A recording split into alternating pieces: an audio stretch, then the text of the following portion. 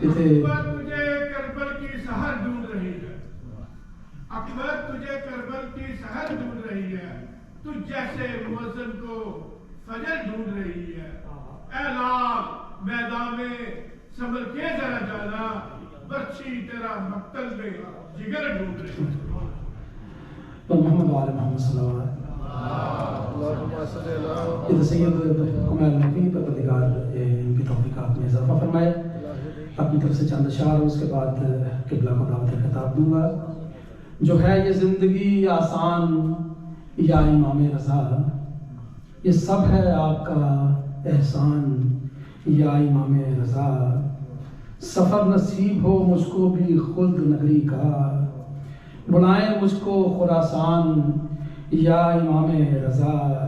اور مجھے خبر ہے کہ رکھا ہے شہر مشہد میں میری نجات کا سامان یا امام رضا۔ اور تجلی آپ کی ہو آیتوں کے روزن سے، میں کھولوں جب کبھی قرآن یا امام رضا۔ ہے ذکر آپ کا سجاد کی مناقب میں، اسی سے اس کی ہے پہچان یا امام رضا۔ اور محمد و آل محمد صلی اللہ علیہ وسلم۔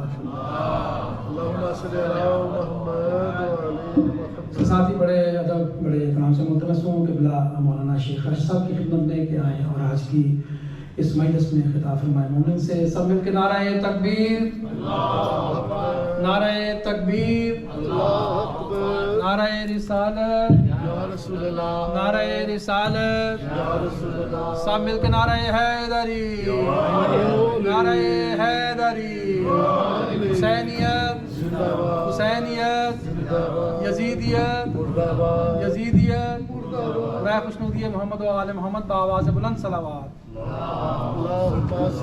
ہم جتنا قریب ہو کے بیٹھ سکتے ہیں کوشش کریں کہ سامنے آ جائیں۔ جتنے ہم اپنے ہمارے مومن بکھر کے بیٹھے ہیں ان سے درخواست ہیں کہ تھوڑا سا آگے تشریف لائیں۔ فاتحہ۔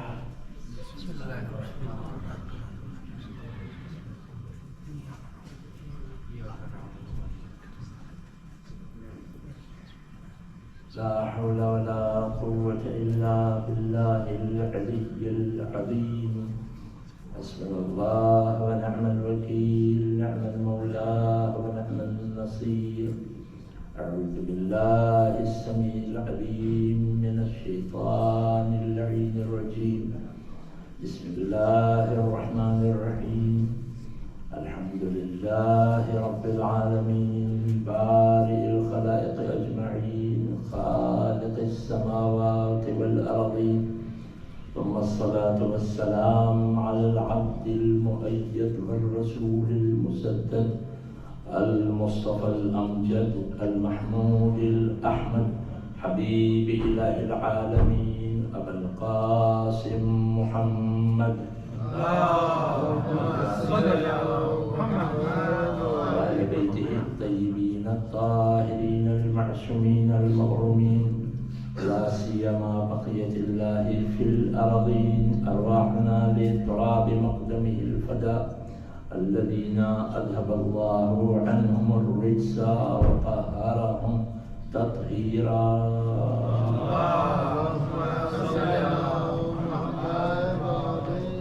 واللعنة الدائمة السرمدية على أعدائهم وقتلتهم وغاصب حقوقهم ومنكر فضائلهم ومناقبهم من الآن إلى قيام يوم الدين۔ رب اشرح لي صدري ويسر لي أمري واحلل عقدة من لساني يفقه قولي، أما بعد، وقد قال ثامن الأئمة علي بن موسى الرضا عليه أفضل الصلاة والسلام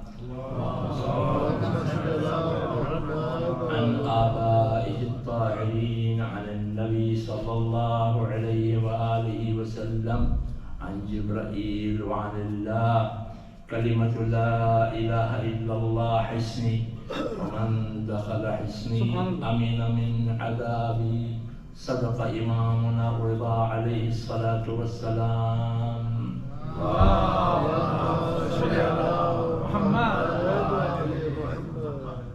آخر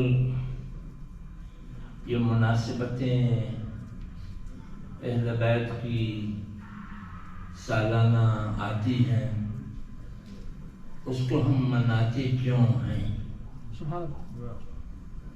اس کی کئی وجوہات ہیں۔ ایک تو یہ کہ ظاہری اعتبار سے جن کا اہل بیت سے کوئی رشتہ ہوتا ہے وہ ان مناسبتوں میں آتا ہے۔ کیا بات ہے!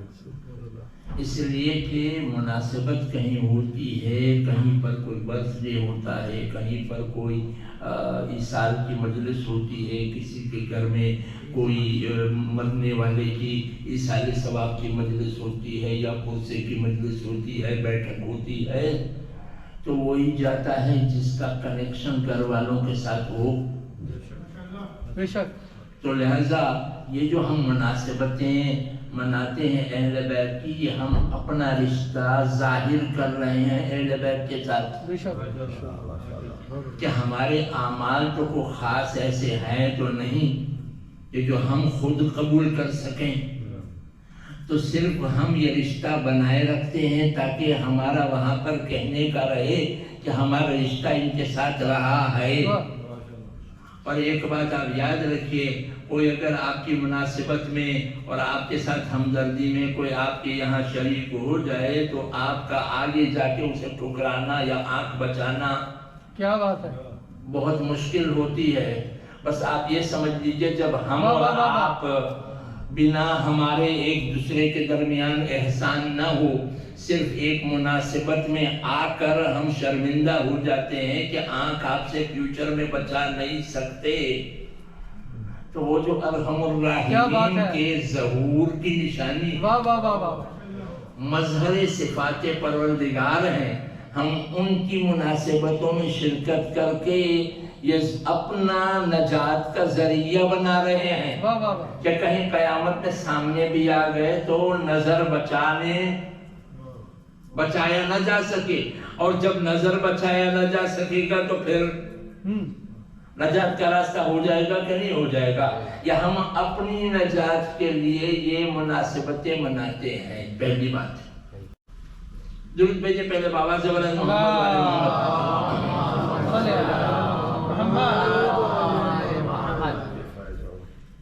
ظاہر ہے اہل بیت کا جہاں پر بھی تذکرہ ہو وہ جگہ خود جنت بن جاتی ہے روایات کے اعتبار سے۔ یہ الگ مسئلہ ہے کہ ہم مادیت میں پروردہ معنویت کو دیکھ نہیں پاتے، مگر اس حقیقت کو دیکھنے کے لیے وہ آنکھیں ضروری ہوتی ہیں جس کو حقائق ایمان کہتے ہیں۔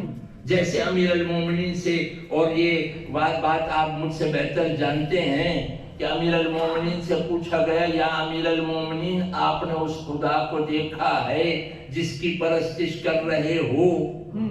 تو امیر المومنین نے کیا کہا؟ کیف اعبد ربا لم ارى، اس خدا کی پرستش کیسے کر سکتا ہوں جس کو دیکھا نہ ہو؟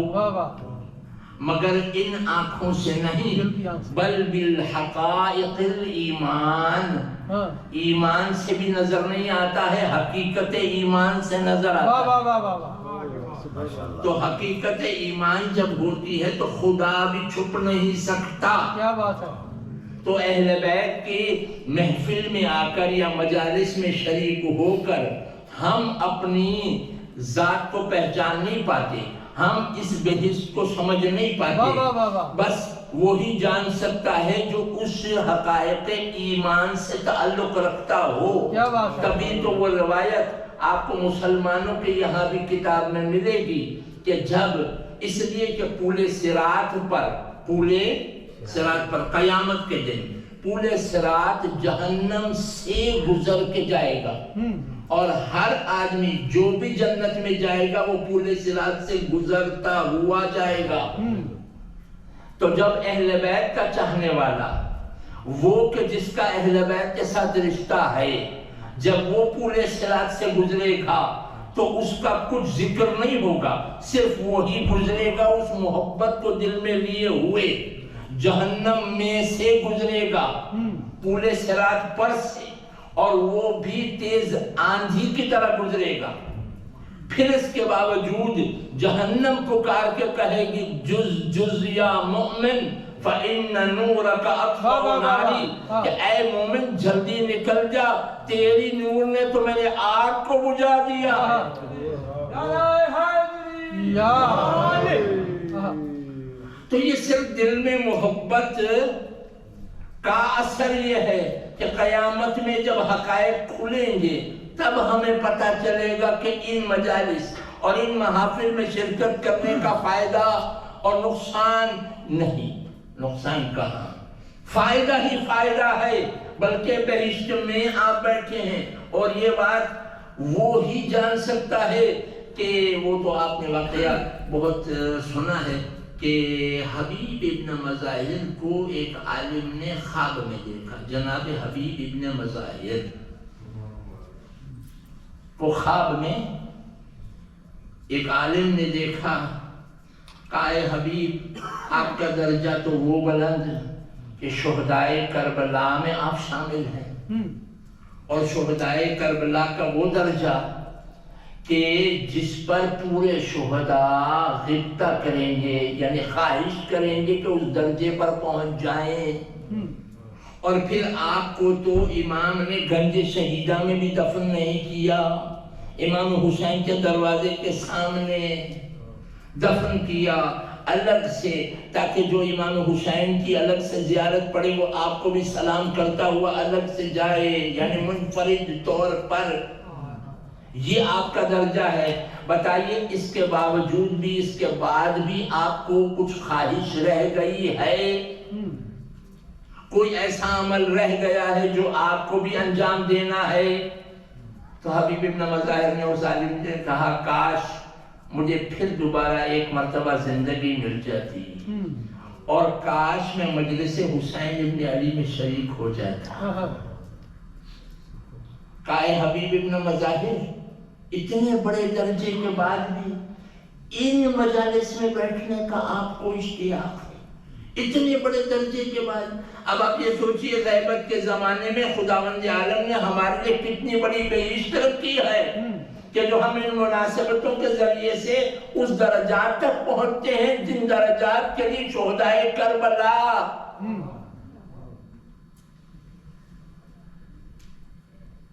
صلوات آپ بھیجیں محمد والے محمد پر.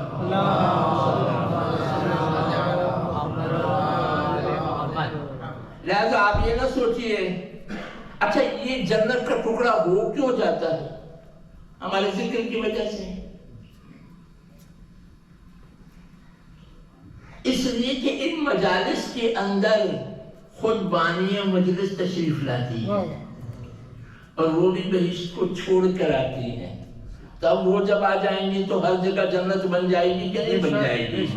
بس اس وجہ سے یہ جگہ بہشت بن جاتی ہے. تو ہم یہ مناسبتیں اس لیے رکھتے ہیں تاکہ ایک ہمارے نجات کا ذریعہ بن جائے, دوسرا جہاں پر جاتے ہیں وہ جگہ بہشت بن جاتی ہے. اور بہشت کا فائدہ یہ ہے کہ اس میں اطمینان قلب اور سکون, خداوند عالم نے بہشت میں سکون قلب اور اطمینان قلب رکھا ہے. جہاں پر دنیا کے اندر آج پریشانیاں ہیں, دل کی بیماریاں ہیں, دماغ کی بیماریاں ہیں, سب بیماریاں ہیں, یہ سب پریشانیاں اس لیے ہیں کیونکہ سکون نہیں ہے. مگر اہل بیت کے ذکر میں خداوند عالم نے یہاں کو بہشت کر دیا تاکہ یہاں پر نزول رحمت ہو, اور وہ بھی مومنین کے دلوں میں. تو مومنین کو یہاں پر سکون اور اطمینان قلب ملتا ہے. لہذا اب پڑھنے والا کوئی بھی ہو, میسج کوئی بھی ہو, یہاں پر آنا ہی بہشت میں آنا ہے. ملاحظہ کریں میرے عزیز دوستو, درود بھیجیں آواز والے محمد والے محمد.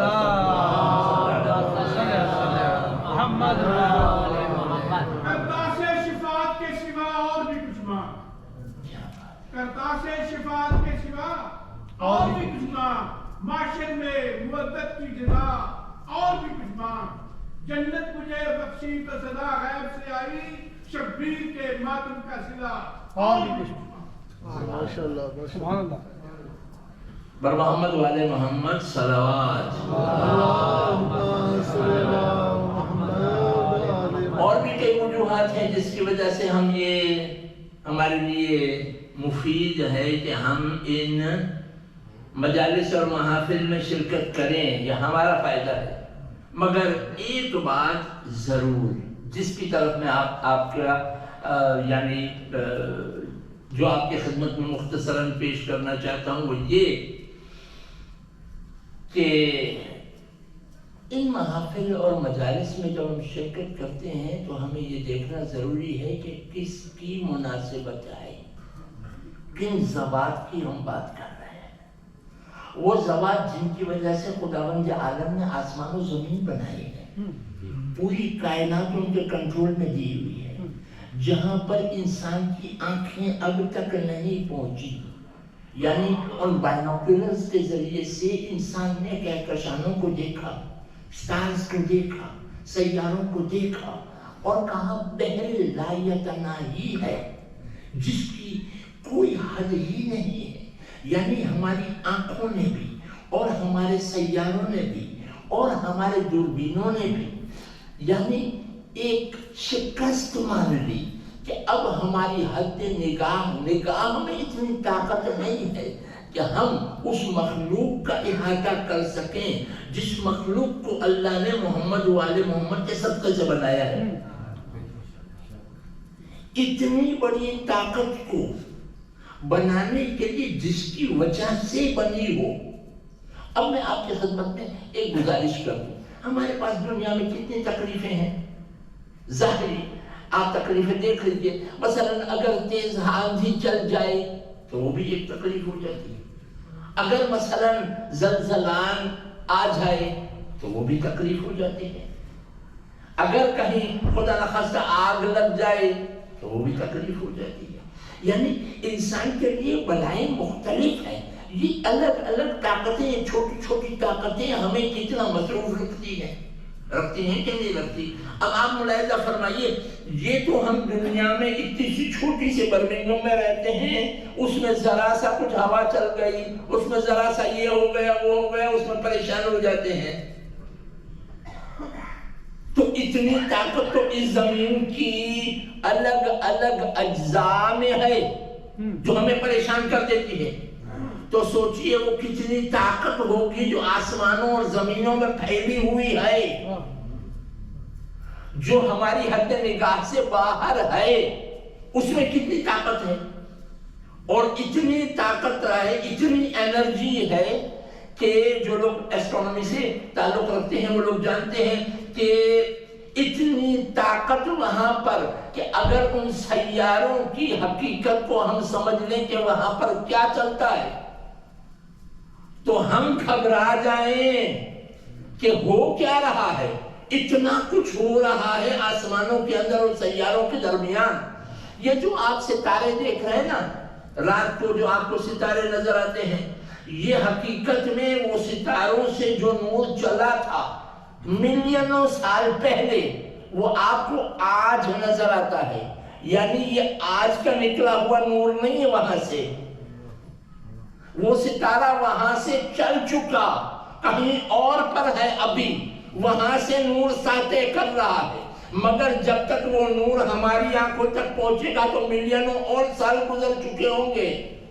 یعنی ہم جو آسمانوں میں ابھی چمکتے ہوئے ستارے دیکھ رہے ہیں، یہ ہم پرانی تاریخ دیکھ رہے ہیں، پریزنٹ کچھ بھی نہیں ہے۔ اتنی بعید ہے دنیا، اتنی طاقت ہے اس دنیا کی وسعت میں، اور اس ساری وسعت کو خداوند عالم نے آسمان میں گھیر لیا ہے۔ اور یہ ساری آسمان اور زمینیں جو اللہ نے بنائی ہیں وہ کن کے صدقے سے؟ لولاک لما خلقت الافلاک۔ اے حبیب، اگر آپ کو نہ بناتا تو یہ کائنات کو نہ بناتا، ہم اور آپ کو نہیں، ہم اور آپ کو ہے ہی کیا چیز؟ آپ بتائیے مجھے ہماری حیثیت کیا ہے اس کائنات کے پھیلے ہوئے کے اندر، اس دنیا کے اندر ہماری حیثیت کیا ہے؟ ہمارے وجود کی کوئی حیثیت نہیں، تو ہماری طاقت کی حیثیت کیا ہے؟ کچھ بھی نہیں، تو نہ ہماری طاقت کی حیثیت ہے نہ ہمارے وجود کی حیثیت ہے، تو اتنی بڑی طاقت جو خداوند عالم نے پھیلا کے رکھی ہے وہ سب محمد و آل محمد کے تصدق سے بنی ہے۔ تو خود ذوات محمد و آل محمد کی طاقت کیا ہوگی؟ اب سورج کا پلٹانا کو بڑی بات ہو جاتی ہے، چاند کو دو ٹکڑے کرنا کو بڑا معجزہ کہا جائے گا۔ اللہ نے قرآن مجید میں کیا کہا ہے؟ سخر لکم الشمس والقمر، اللہ نے چاند اور سورج آپ کے لیے مسخر کیا ہے، میرے آپ کے لیے، اہل بیت کے لیے نہیں، وہ تو اہل بیت کے صدقے سے بنے ہیں۔ امیر المومنین نے سورج لوٹا کر ہمیں یہ سکھایا ہے کہ جو مسخر کیا ہے اس کا مطلب یہ ہے کہ تم طاقت بدل سکتے ہو، چاند و سورج کی قسمت تم بنا سکتے ہو، اس کا مطلب ہے سخر لکم الشمس والقمر، تو یہ تو میرے آپ کے لیے بنایا ہوا ہے۔ اہل بیت تو ایگزامپل دے رہے تھے کہ آپ کے اندر کیا طاقت ہونی چاہیے، اہل بیت اپنی طاقت تو دکھایا ہی نہیں، اب جلوہ دکھایا موسیٰ کو تو کوہ طور میں بے ہوش ہو گئے، حقیقت تو ہے ہی نہیں سامنے آئی اہل بیت کی، جب حقیقت آئے گی اس دن کو قیامت کہا جائے گا، مگر وہ بھی قیامت کے دن بھی دھیرے دھیرے حقیقت آئے گی سب کے سامنے۔ کل ایمان، کل قرآن، حق دا امام، نعرہ حیدری، تو اس وقت بھی اگر کھل کے پوری تاریخ آ گئی نا، کھل کے پورا نور آ گیا نا، تو پوری قیامت میں ہی قیامت ہو جائے گی، کوئی نہ رہے گا ادھر بھی، جہاں موت ہی نہیں ہے، ہار گئی ہے، وہاں پر بھی اللہ نے اہل بیت کو دھیرے دھیرے ظاہر کر رہا ہے۔ اس لیے اللہ نے ہمیشہ کی زندگی آخرت کی اس لیے رکھی تاکہ دھیرے دھیرے اہل بیت کو پہچاننا شروع کریں۔ وہاں پر صرف پہچاننے کے لیے تو جس کا جیسا درجہ ہوگا وہ کہتے ہیں اہل بیت کے نزدیک ہوں گے وہ لوگ جو کہ اہل بیت کے جو انبیاء ہوں گے، مرسلین ہوں گے، صالحین ہوں گے۔ خدا بندہ ہم کو بھی وہ درجات عطا فرما۔ حق امام رضا علیہ السلام، اب درود بھیجیں آواز بلند محمد والے محمد۔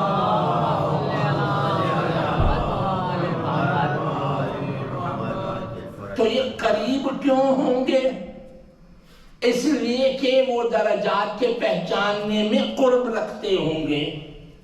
ہم دور اس لیے ہیں کیونکہ ہم اہل بیت کے مراتب کو بھی پہچان نہیں سکتے، اہل بیت کو پہچاننا بہت مشکل ہے مگر پہچان نہیں پا رہے۔ مولا سرکار نے میرا عزیز دوستو، تو قیامت میں بھی دھیرے دھیرے کھلے گا۔ اب جو اتنی بڑی طاقت ہے، اچھا ایک بات یہاں مزے کی آپ کی خدمت میں پیش کر دوں۔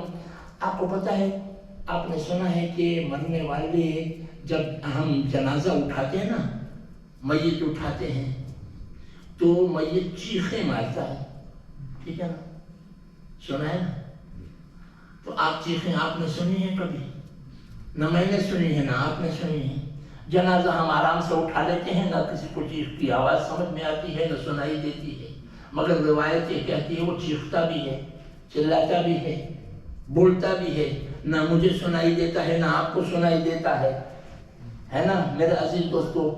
بات دراصل یہ ہے سنائی کیوں نہیں دیتی، اس لیے کہ اللہ نے وہ فریکوینسی کو الگ کر دیا ہے جو ہمارے کانوں پر پردے لگا دیے ہیں کہ ہم نہ سن پائیں۔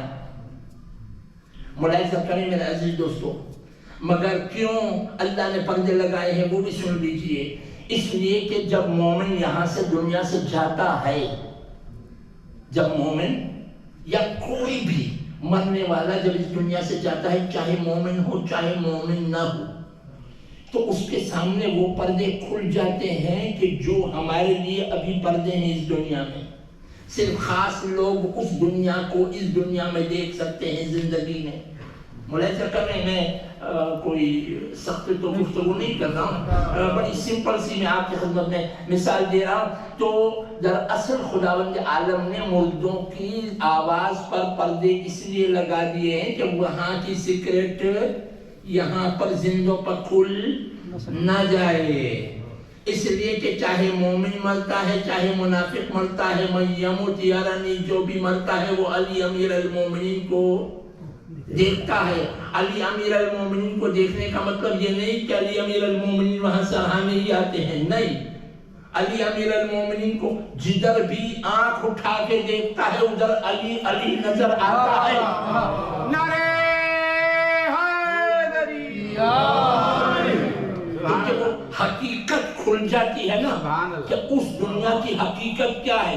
امیر المومنین کے سرحانے اس لیے آ جاتے ہیں مومن کے بھی اور منافق کے بھی، یہ کہنے کے لیے اب تک جو تم نے کیا اپنی مرضی سے کیا، اب علی کے ڈومین میں آ رہے ہو،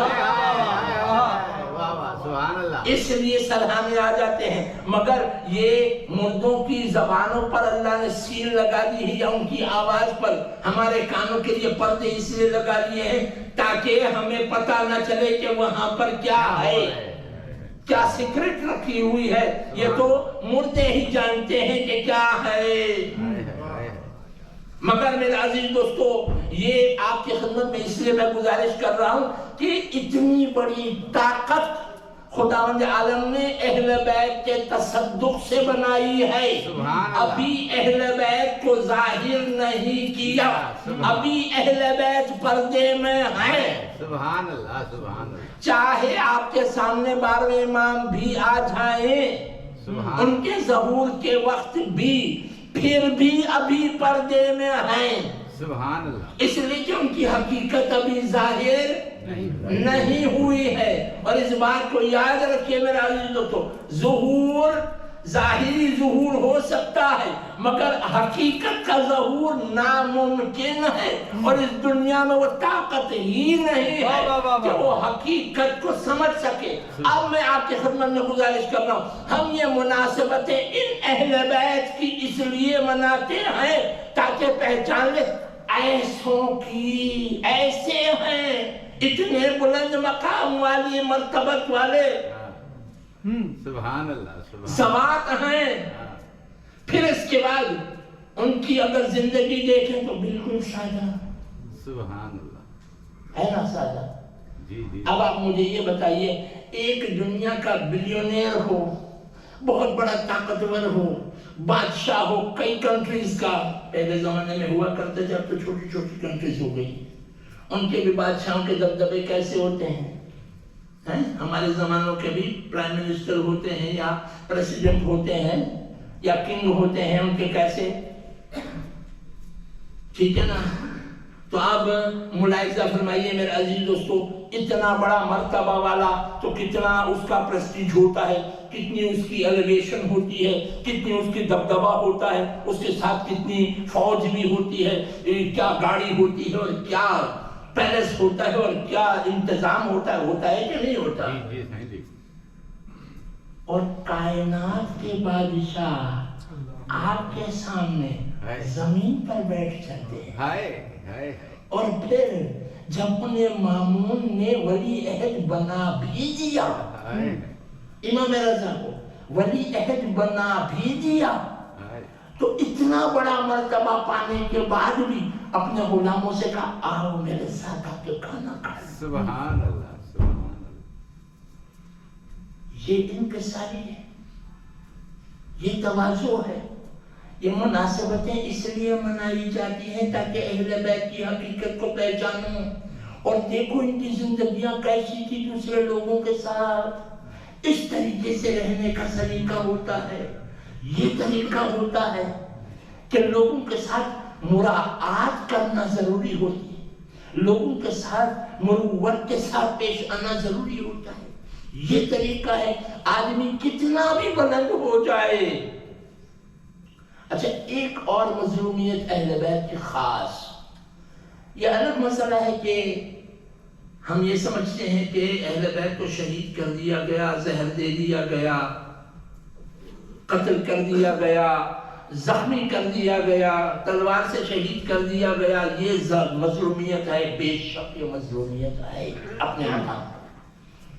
مگر سب سے بڑی مظلومی کیا ہے معلوم ہے؟ طاقت رکھنے کے بعد بھی صبر کرنا۔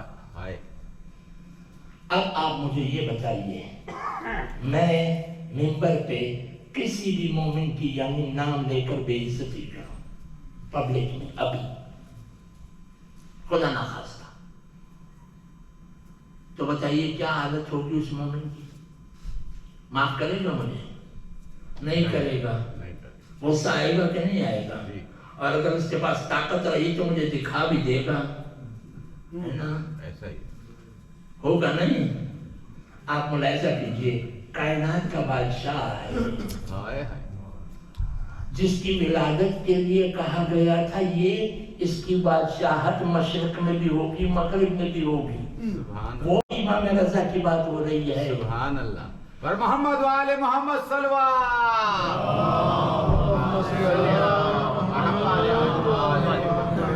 اس کو دربار میں ذلیل کرنے کے لیے بلایا جاتا ہے، لاہور والا اور وہ بھی کون؟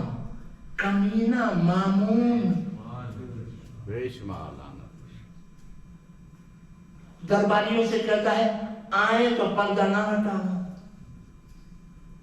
بالکل احترام نہ کرنا، اکڑے کھڑے رہنا۔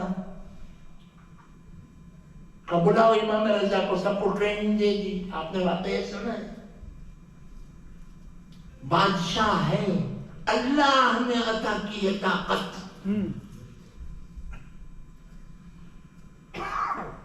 آتے ہیں، روز آتے ہیں دربار میں، تو دربان جو ہے پردے اٹھاتے ہیں، احترام سے جھکتے ہیں، سب کچھ۔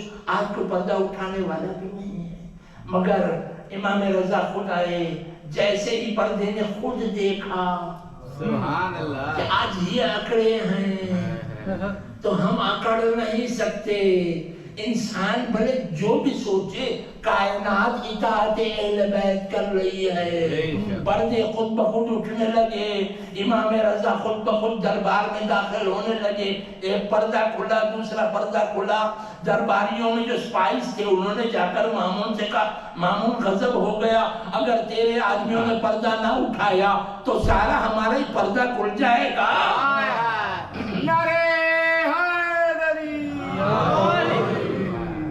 تاکہ اٹھانا شروع کر دو پردہ، تاکہ امام رضا کی رضا پردے میں رہ جائے۔ میرا عزیز دوستو، مگر اس کے باوجود بھی وہ بڑا مشہور واقعہ آپ سنتے رہتے ہیں، مگر یہ بات آپ سن لیجیے، مظلومیت کی حد ہے، طاقت ہونے کے بعد ایسی بے عزتی برداشت کرنا ناممکن ہے۔ امام کو دسترخوان پہ بٹھایا، جادوگر سے کہا ان کے ہاتھ سے روٹیاں اڑا دو۔ اچھا مامون بیٹھ کر کیا کر رہا ہے؟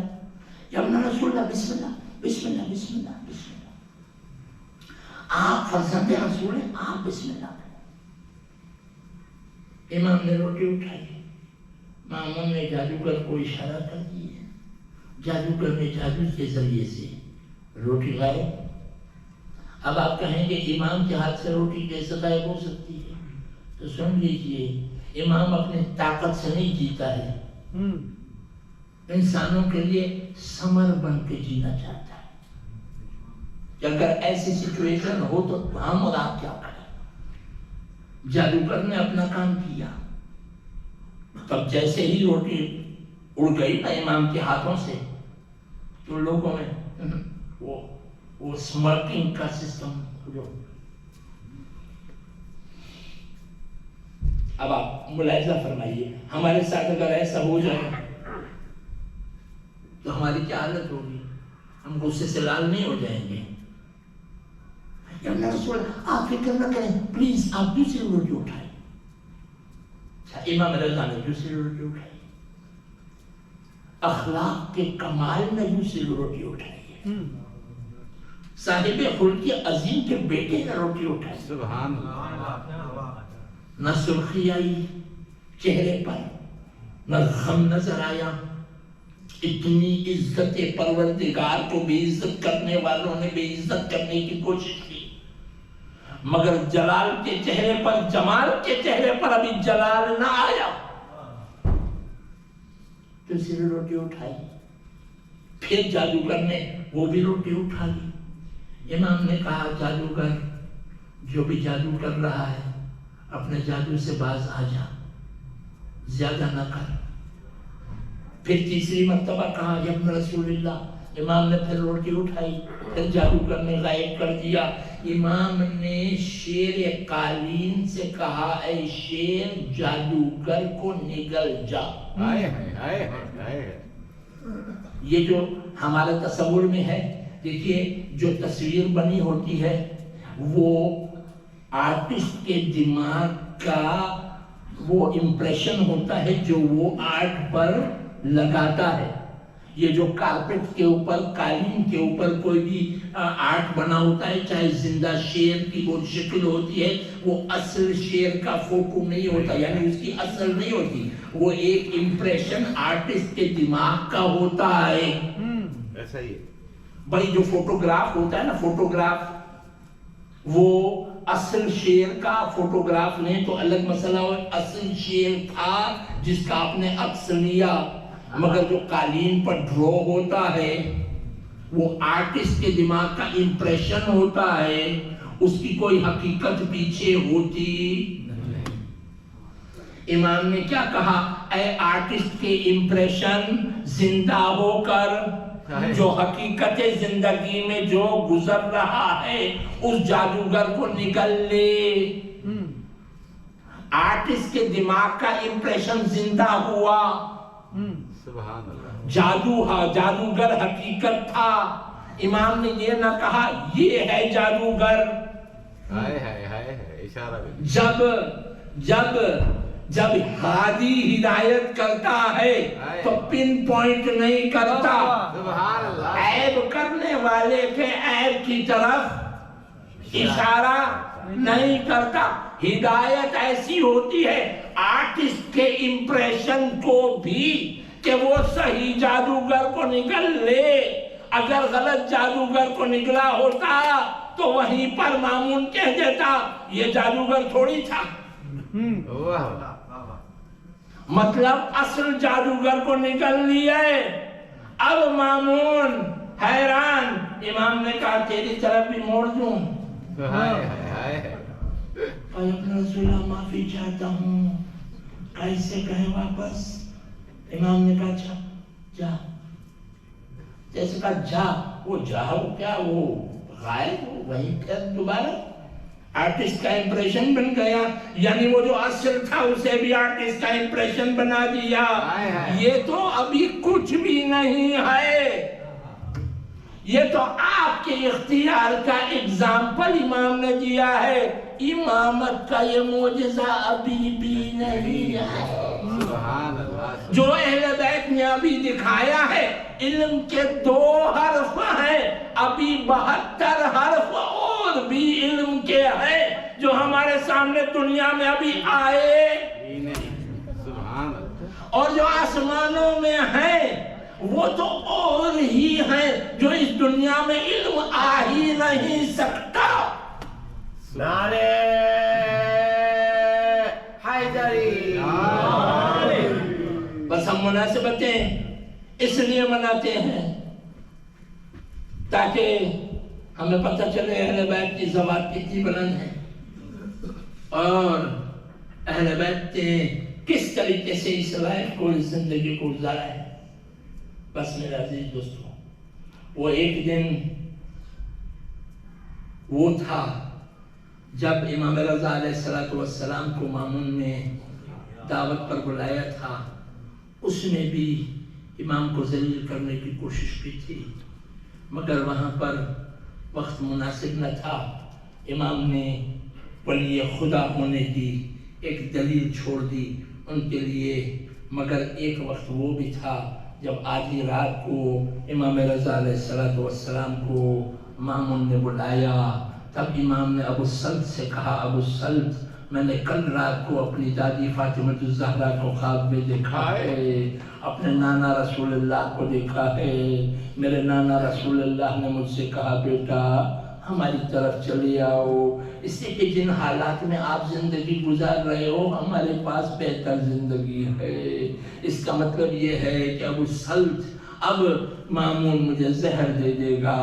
کہا یا رسول اللہ، ابو السلط کی حالت یہ ہے کہ وہ سنتا رہتا ہے، امام رضا علیہ السلام بیان کر رہے ہیں کہ مجھے زہر دیا جائے گا، اور ابو السلط روتا چلا جا رہا ہے، اور پھر دل میں کہتا ہے پروردگارا، ابو السلط کہہ رہا ہے میں دل میں دعا کرتا تھا پروردگارا میرے امام کی حفاظت فرما۔ پھر امام رضا نے کہا ابو السلط اگر میرے چہرے پر، اگر میں اپنا چہرہ اپنی ابا سے چھپا لوں سمجھ لینا کہ مامون نے مجھے زہر دے دیا ہے، اور اگر ابا سے نہ چھپا ہوں اور میرا چہرہ کھلا ہو تو مجھ سے بات کرنا۔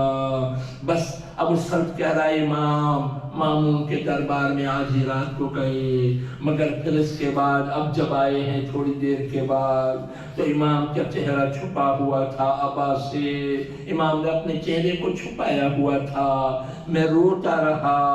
امام علیہ السلام نے حکم دیا ابو السلط پورے کارپیٹس اور پورے قالین کو اٹھا لو، میں زمین پر لیٹنا چاہتا ہوں، میں اپنا دم توڑوں گا تو زمین پر، تاکہ میرا حسین، میرا آقا حسین کی تعظیم ہو سکے۔ پھر اس کے بعد ابو السلط کہتا ہے امام حجرے میں چلے گئے، کہا کہ دروازوں کو بند کر دو، مگر ابو السلط میرا بیٹا مدینے سے آئے گا، وہ مجھے غسل بھی دے گا، وہ مجھے کفن بھی دے گا، جب میرا جنازہ تیار ہو جائے تو بنی عباس کو بتا دینا، میرا بیٹا پھر نماز کے بعد یہاں سے رخصت ہو جائے گا۔ کہا کہ ابو السلط کہتا ہے کہ تھوڑی دیر نہیں گزری کہ میں نے دروازے سارے بند کر دیے تھے، اچانک میں نے دیکھا ایک چھوٹا سا 8 سال کا 9 سال کا بچہ گھر کے اندر داخل ہو گیا۔ کہا کہ اے بیٹا آپ کیسے آئے؟ کہا کہ میں ہی تمہارا نواں امام ہوں، میں جس خدا نے مجھے مدینے سے توس تک پہنچایا ہے اسی نے اس بند دروازے سے مجھے داخل کر دیا ہے۔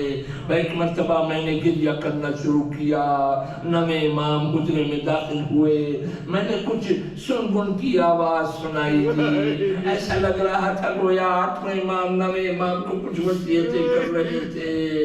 پھر اس کے بعد شاید رونے کی آواز آئی ہو، شاید روح پرواز کر گئی ہو، مگر تھوڑی پانی چھڑکنے کی آواز آئی، پھر برتن کی آواز آئی، پھر اس کے بعد خاموشی۔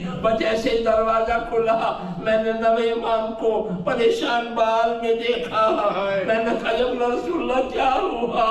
کہا کہ میرے بابا کو میں نے غسل دے دیا ہے، میرے بابا کو میں نے کفن دے دیا ہے، آپ بنی عباس کو بتا سکتے ہو کہ میرے بابا کا جنازہ تیار ہے۔